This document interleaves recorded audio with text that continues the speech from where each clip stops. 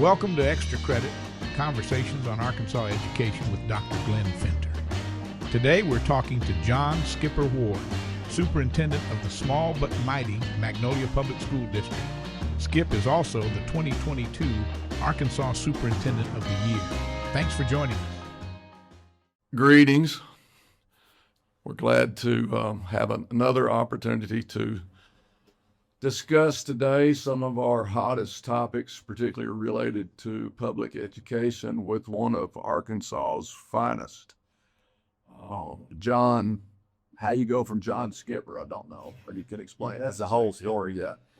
Skipper Ward is one of Arkansas's true treasures. I don't know that there's another name more well respected in Arkansas in terms of education and leadership than Skipper's. He's been the superintendent of schools in Magnolia since 2014. In 2022 was named Arkansas's Superintendent of the Year, which is no small feat when you're trying to convince 300 people that you're doing a great job all across the state of Arkansas. He served admirably in a number of positions with the Arkansas Activities Association, the Arkansas Association of Educational Administrators. He's got a resume that would choke a bull elephant. It is a great experience for me today because I've never been this close to a real Texas A&M Aggie that was not under chain or some cage. So we're going to be watching his actions closely and making certain that he can still relate to real people and not just Texas A&M. Well, that's Texas A&M, Texarkana. So that's, But it's not quite the same. not quite the same. Okay, but we are honored to have Skipper with us today, and welcome. Well, thank you. We look forward to a meaningful conversation. Your perspective on what's happening in our state today is certainly one that a number of people across the state could benefit from. Well, it is an honor to be sitting here with you as someone as respected as you are. If we have a conversation, I'm not sure. Yeah, you're getting bad information. Yeah, I've seen it.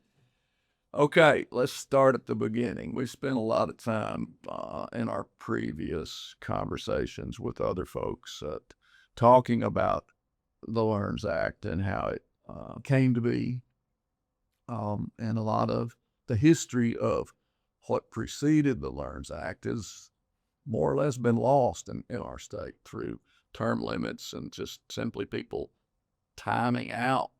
Prior to the LEARNS Act, there was a pretty well-respected model that for decades created a equitable and what most people believe to be fair system for funding public education, going back to the Lakeview suit that was filed in 1992.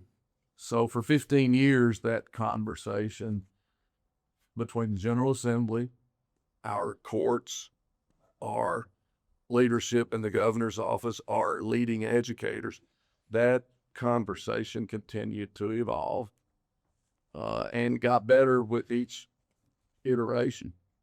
And it became the law of the land. It was you can remember when there were very few conversations about anything related to education in Arkansas that didn't start out with, well, but Lakeview said, but Lakeview. Then, within a 2-week period, we had passed a 140-page bill that basically removed most of the Lakeview mentality from how we operate, or at least that's my perspective. Tell me what you think about where we are. Do you think our legislators really knew what they were doing? Well, going back to Lakeview, when I got into this business, Lakeview was, it was the Bible. And, you can't do this, you do this because of Lakeview. And that is how I came up in the superintendent, as a young superintendent, having Lakeview sitting right there on my shoulder is the golden rule of you can't do this because Lakeview. As I have been a superintendent now for going into my 20th year, And as you mentioned, over the past few years, that Lakeview has no longer right there on my shoulder. It is, those were the other guys. It's not the golden rule anymore. You get a sense that we can beat that in the court of law. Right. And I don't know that I would say, I want to speak for legislators. I get the sense that that is the feeling that, hey, if we have to challenge Lakeview, we challenge Lakeview. If we have to go to court, we'll go to court. We're going to do what we want to do. And I feel like some of that has trickled down from our federal level. Yep. We had an example in our federal administration of people who really pay very little attention to everything from the Constitution on down, daring people to prove that their actions are in fact unconstitutional. I think there are 3 or 4 suits in Arkansas at the moment at the state level questioning a number of pieces of Lakeview. Somehow or other in our country and in our state, we've transitioned from the law being the law to a place where let's do whatever the hell we want and make us stop. Yeah. We're going to do this until you tell us we can't do this. And then we're going to keep doing it. And then we're going to keep doing it until somebody else will tell us that we can't. Looking at it from a different perspective, could you argue that what's happening with the Learns Act could not or may not have as much to do with education as it has a political agenda? I think you can look at some of the other states and see that it's not unique to Arkansas and that it is a federal initiative, a federal law per se that has been sent to us. A federal level, it more than likely has emanated from some think tanks that are paying very large sums of money to create new models of really not just education, but what our society is going to look like a generation from now. And primarily, I think, for me anyway, we're talking about the freedom camps, the voucher piece of it, and there are a lot of parts of Lakeview that I can support. School choice being one of them. Under certain circumstances, school choice makes perfect sense. Yeah. But we should be holding every component of the school choice model to the same standards. Fundamentally, I agree with parents' right to take their child wherever they want to take them. Fundamentally, I agree with that, but there has to be some level of standard across that platform that, regardless of where that is, you're all held to the same level of accountability, which prior to Learns was the case. Right. Whether our kids, whatever neighboring district they go to, that standard was pretty much the same. And I think as a taxpayer in Arkansas, at some point I would have to start being concerned about the amount of money we are spending on vouchers and the return that the state is getting from that investment. And a part of that, I think, is a question that is yet to be answered. I don't know that, I do know we created a new test. We spent $23 million on yet another test in our another test. There are some concerns, there are some questions that I would have. Number one, why did we need a new test? Number two, if I'm Arkansas, yes, I want to know how Arkansans are doing relative to other Arkansans, but I really would like to know how Arkansans are doing relative to the rest of the country. And this testing model does not do that, as I understand it. But if you talk about private schools and home schools that are accepting public money, I think in the last session there was well over 100 laws passed pertaining to the way you operate your schools every day. Every one of those 100 laws explicitly excluded private schools. Explicitly, in plain written ink and English. They don't have to do this. Some of that I find hard to understand. Even down to saying the Pledge of Allegiance, things that I don't understand how that hurts anybody. But how do you make that make sense when you're trying to explain to people how all this is going to work? Dr. Finn, it's almost like we are encouraging parents to choose another option other than public schools. So, for instance, we are required to teach swimming without a swimming pool, I might add. Gun safety, Yes. without having guns. Can't use a gun. Can't use the guns. Breastfeeding. Mm-hmm. Who, I don't know how it is in Marion, but Magnolia, typically, most of the people teaching health, which that's where breastfeeding is taught, is a 20-something-year-old male. Mm-hmm. Not sure how much they know about teaching breastfeeding. Is it good? Yes. It's not the role of a public school to do that. You could go on and on and on about topics that we have to teach in our curriculum that they don't have to teach in a private school. Now, if I am a parent that is looking at options for education, I don't want anybody else teaching my child about some of those topics when I can send my child over to a private school and they can just have school. There are mountains of pieces of research at the moment that talk about the fact that the underlying issue with vouchers is to convince people that public schools are failing. As a matter of fact, where most of this emanated was the state of Florida, and there is a quote from their then education commissioner that said, "We tried vouchers. We couldn't get anyone interested until we created a way to tell them their schools were failing."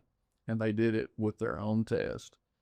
And, the other thing about creating a test and owning a test, building a test, not that we're accusing anyone of such practice, but if you wanted to, you could kind of make the results tell you whatever you wanted to hear, which is one of the theories of the political agenda behind all this from a national level. But one of the things that I think most Arkansans would agree is simply, if you're going to take state money, you ought to be held to the same standards as your public schools. And have some type of auditing trail for that money. As you said, over the last decade, the role of educators in establishing what public schools should be doing has evolved to a place where legislators have taken that on. Educators are not really involved, and we have been charged over that period of time to try to solve all of the social ills that we have no control over. All the parenting ills. So yes, it is a difficult circumstance when you hear people tell you that your public schools are failing. What you want to say is, we can't do everything that everybody has asked us to do with the same funding models, with the same expectations that continue to be placed upon us. With an accountability system giving us a letter grade that just tells us that we are failing. Now, let me preface that with where we were previously, a few years ago, prior to allowing us to include growth into that metric, which I have advocated for many years. Is what we are doing perfect now? By no means. It is still giving us a letter grade for a test that identifies the quality of school that we have, and that does not even touch the surface of it. But I am grateful for that opportunity to include growth. It has allowed schools like Magnolia that look like us, had the same demographic as us, to measure something other than just poverty, which is what the letter grade points to. If you go back to the previous metric, you could download the spreadsheet for all schools in the state, and you could filter out schools with 70% free and reduced, 75%, 50%, and then you could do the same thing with ethnicity, And any school that had, I would think there was a single school at that time that had in a letter grade above a D with 70% free and reduced or above a 50% African American population. So all we're doing really and truly is identifying. And the research proofs that out in 1,000 different ways. Some people's reaction is, oh, well, okay, so you don't want to be held accountable. You don't want to be assessed. I don't think that's what we're saying. We simply would like for it to be a more accurate and thorough assessment of what we're doing with our students. What opportunities are we giving our kids that is part of the education process? That never shows up. It never shows up. I think our letter grade at our high school this last year, because of our math sequence, was based on 3 teachers, because we don't test everything. Exactly. So I got 3 teachers, depending on the caliber of their work and the students that they are teaching. And how well the technology is working that day. Absolutely. And, you know, there are, again, mountains of research that talks about how standardized tests are biased against children of poverty. It's not an exact example, but one of the study guide tests that we looked at asked the question of, when is a low number better than a high number? And gave 4 or 5 examples of that you could choose from, all of which you could have made an argument might have been the correct answer. Everyone that took that test that was looked at with me failed it. The answer was when you're playing golf. So for poor kids who may never have seen a golf course, asking them to have that innate knowledge of the game and the rules really probably wasn't the most accurate assessment of where they were intellectually at all. And then we've learned that, and I'm sure you have as well, one of the things that we've all got to do a better job now is to teach our kids keyboarding at an earlier age. Earlier. Because if you can't control that keyboard rapidly, you're not going to ever be able to finish the test. I guess the point is, we all wish that there were more accurate ways of truly depicting the value of our public school performance, particularly in places like Eastern Arkansas. Magnolia is probably a notch or 2 ahead of where we are economically, but with similar demographics. What does it do to your ability to hire teachers? What does it do to your ability to retain students when you are given a label that says you're not an A or a B school, you're a D or an F school? You may not have ever experienced that, but I have. It is very difficult. It makes everything harder. And one last caveat there. How hard is it for you to attract teachers when they can go to other schools with different populations, score higher, and get paid more money by the state? With fewer problems, discipline problems, in most cases. Right. Real world example, with the lithium industry coming into Magnolia area, they want to know how good is the public school there. They don't ever hardly ask about the private school. Is there a good private school here? No. When they are Googling our school and they see low letter grades, they instantly have this image in their mind of the quality of school that we have. When we bring those parents, when we bring those employees, when we bring those executives into our school, oh, this is not at all what we thought it was. Doesn't it strike you as a little disingenuous or a little fragmented in terms of the state's model for economic development if we're investing millions and millions and millions of dollars to attract these jobs, and then turning around and making it very difficult for your community to have those workers buy homes and live in your town because of a labeling system that everyone knows is inaccurate, that it is not based on science. It is based on a political agenda to push more people to vouchers. I get the concept of wanting a metric that would allow parents to say, oh, this is a good school. This is one test does not identify. Well, and a good school is a broad brush. You know, I know, every school district has a different set of strengths depending on the talent they can attract. I may have a great science department. I may not quite have the English teachers I'm looking for at the moment. I could have a great math program. Finding all of that in one place is as much about the people you're serving and the community you live in as any other variable. Because you not only have to find that talent now and compete with schools who can pay more because of their performance, you've got to convince them to move to a place that may not have been one of their top 5 choices to live in. That's exactly right.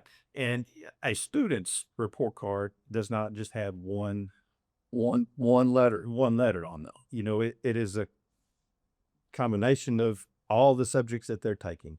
We know by research that students who are engaged in extracurricular activities, band, choir, Always perform better. always perform better. That's true. Always come to school more. Their attendance is better. Their graduation rate is better. Everything, it enhances that education. There has to be more positive role models with them all day long, encouraging them to do the right things. Not sure that that is anywhere in that metric. I'm positive that it's not. I can. There are just so many things that identify a quality school. A couple of years ago, we had one of our students accepted straight to a Ivy League college. Mm-hmm. I don't know how that school produces a student who is of that caliber if you're considered to be a lower grade school. I don't understand how millions and millions of dollars of scholarships can be earned. What you and I both know is that if you're at 50, 60% free and reduced lunch, we're at 80.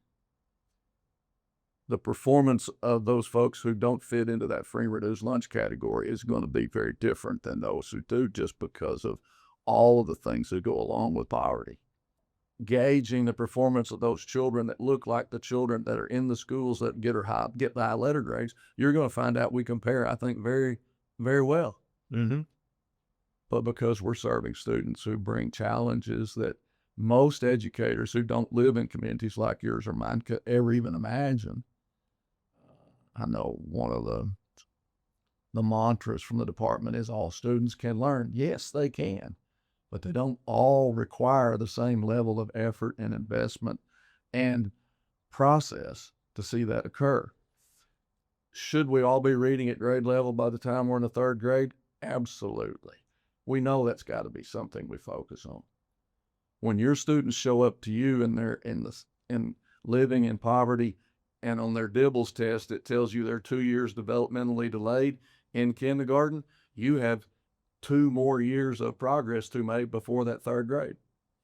The only thing worse than that kid not being able to read at grade level in the 3rd grade is to hold them back because they are certain to fail, never graduate. Research continually tells us that does not work. You're in your coffee shop, you're in your church, there's a lot of common sense. You know, Arkansans are heavily blessed with a level of common sense that unfortunately is way too unique in our country today, because we're just country people and we came from country people and we had to work the land to be where we are. When we talk about what vouchers are really doing or what they are costing, you know, one of the mantras, again, when this was being sold, was we're going to make it better for poor kids, going to make it better for kids in schools that are failing. The last time I looked, we're slated to spend about $400 million this next cycle in vouchers. 80% of the voucher recipients have never attended a public school. But they're telling you that this isn't costing us any money. We're just moving it from one pocket to the next. Yeah. That 80% has never been in anybody's pocket. Somebody else has paid for it, not the state. Now the state's picking up 80% of $400 million of new expense every year, and that $400 million is growing rapidly. sooner or later, there's going to be somebody ask the question, how long can we afford this? And how can we afford it, the money, but how can we afford not knowing what those 80% of those students are actually learning? We could camp right here in this topic for the next couple of hours. You know, when you talk about the students that, well, let's just go to, I don't know this number exactly, but I'm saying the number of students that we had that are free and reduced students that have gone to the private school in our community. I'm saying you could count maybe on one, maybe two hands. Those aren't the kids that are leaving to go to the private school. Well, I think one of the stats I looked at a couple of weeks ago was the vast majority of private schools in the state have raised their tuition since the passage of LEARNS, so that the voucher would not pay for the entire cost, which means if I'm living in poverty, I don't have the extra money to go. One of the more poignant stories I heard came out of Central Arkansas, where there was a mother whose son was in a school that, had I been his parent, I would have moved him out of as well, not because of anybody's fault, but primarily because of where it was located and who they were serving. She moved him to a private school, loved it, said it was the best thing that ever happened to the young man. And then about a month later, declared, I can't afford to send him there because we can't pay for lunch. I don't think that's how this was sold to Arkansans. No. And I don't see that as being something that's good for Arkansas. Are there private schools where exceptional educational practices are in place, where they can afford to hire the best and brightest? Absolutely. My problem is, why aren't we doing that all across the state? If we can spend, let's just say, 80% of $400 million, it's $320 million. What would $320 million do for Arkansas today? Number one, it would give every public school teacher over a $10,000 a year raise, meaning you could attract higher quality folks and retain them. It's a biased model, but what would happen if we paid people more money for working with the students with the most challenges? And I love it. It's heretical, and it's in the arena we're in today. And I was hoping you would get to this. What would that money do for preschool? Yeah. What type of impact could we have in we know that those kids coming into pre-K or coming into kindergarten that are in poverty are have at least a 10,000 word deficit in their vocabulary. We also know, in Magnolia anyway, that our preschool, those kids that come through our preschool are kindergarten ready. Mm-hmm. Even compared to other daycare centers, we know that those that we get our hands on are ready for kindergarten. Now, they're still not on the same level with kids out of poverty, but they are ready for kindergarten. What could that look like? How big of impact could we have economically in our community if we could tell every student in Magnolia that is in poverty that they can come to pre-K? Well, and we're going to be funded for that. To be fair, pre-K has been a problem in Arkansas for decades. It is not laid at it is not to be laid at the foot of our General Assembly today. No. Or LEARNS. Right.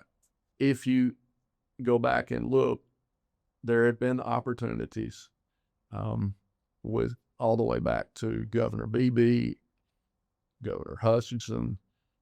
Pre-K has always been the one question mark. What could happen to Arkansas if we provided pre-K? It's even a bigger question today for one primary reason. All the federal cuts are making it almost impossible for private daycares to stay in business. So while those private daycares may have not been to the level that you and I would have hoped all of them would have and been able to provide services to our young people, they at least were giving them some social interaction. They learned how to play together, exposed to literature. Absolutely. All those great things. all over our part of the state, those private daycares are closing. They can't afford it. Yeah.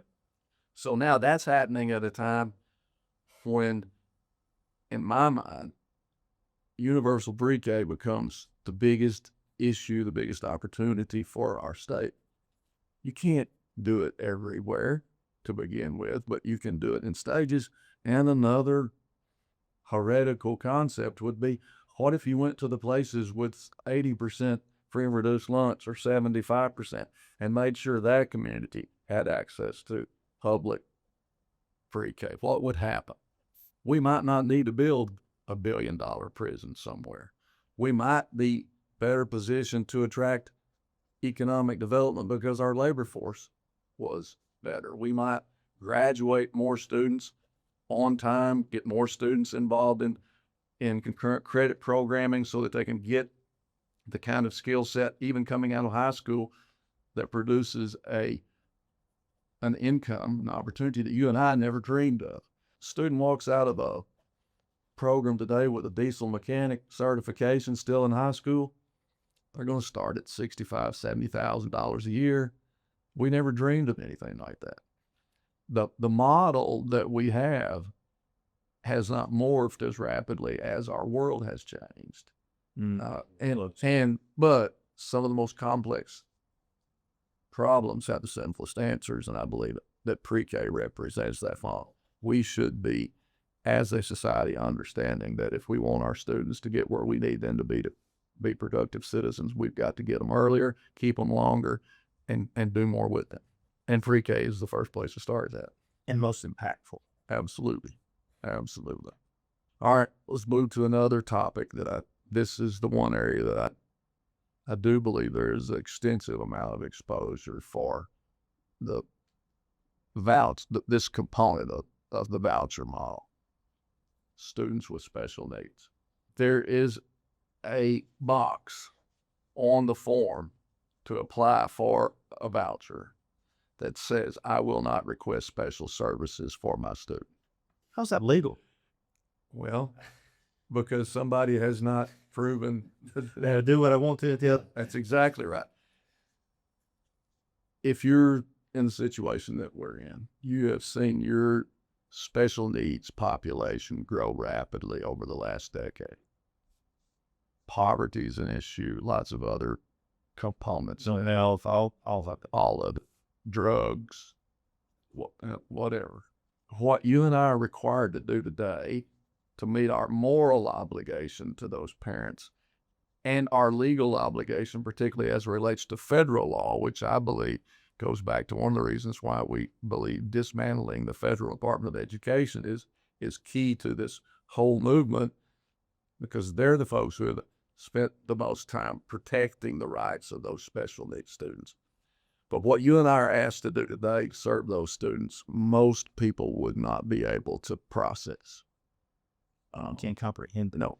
I have students who require as much as $100,000 worth of staff themselves a year. We just spent $16,000 last month adding required padding to one room for one student.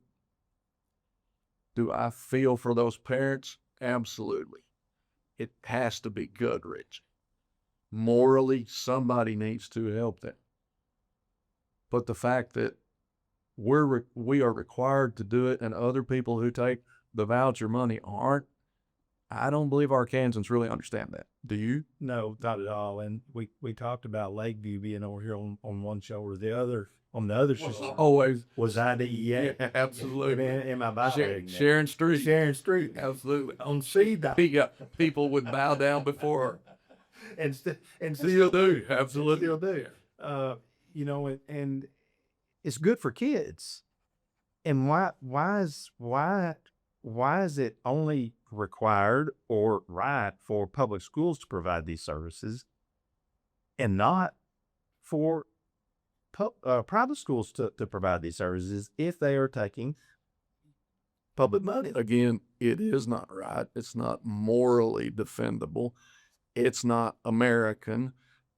It's something from a group of people who are trying to create a different world for a portion of our population that isn't available to the rest of our country. And I don't think that bodes well for the future of our state. And it certainly doesn't bode well for the future of our country. It adds another level of segregation to education. We are resegregating by race, by ethnicity, by affluence, and by ability. And that's not America. That's not what our country was built on. It's certainly not. It doesn't bode well for a country 20 years from now where there's a very small group of people who have every benefit and everyone else is fighting to survive. I don't care if we're talking about the financial portfolio or if we're talking about farming. Diversity is good in all aspects. A good idea doesn't care who has it. That's exactly. Some of the smartest people I have ever dealt with are people who have come up in circumstances that most people would believe couldn't produce much positive, but they have learned from life. I had a grandfather. This was, I guess, almost unheard of. In the 40s, married with 7 children. He was working in a coal mine in Altus, Arkansas, 200 feet under the ground. Came home one day and his wife had left him with those 7 children. She'd moved back to California. My grandfather could not read nor write. Wow. He taught himself to read and write. He had to produce a living for those 7 children. He learned how to survive. He learned how to make things happen because of hard work, dedication, conviction. And the point being, you can't put a value on the lessons that generation learned living on either side of the Depression or a world war. We didn't all care. Nobody cared nearly as much about who you were, how you looked, how much money you had when you were in a foxhole with, or if you had to go 200 feet under the ground and make a living in a coal mine every day. That's a part of the fabric that holds our democracy together. That's a part of the basis for why America is still America. Anything we do to disengage that from our society can't be good for our country. This is Extra Credit, a project of 4AR People. We hope you join the conversation by adding your questions, comments, or thoughts below. And be sure to like and subscribe so you know when our next episode drops. See you next time.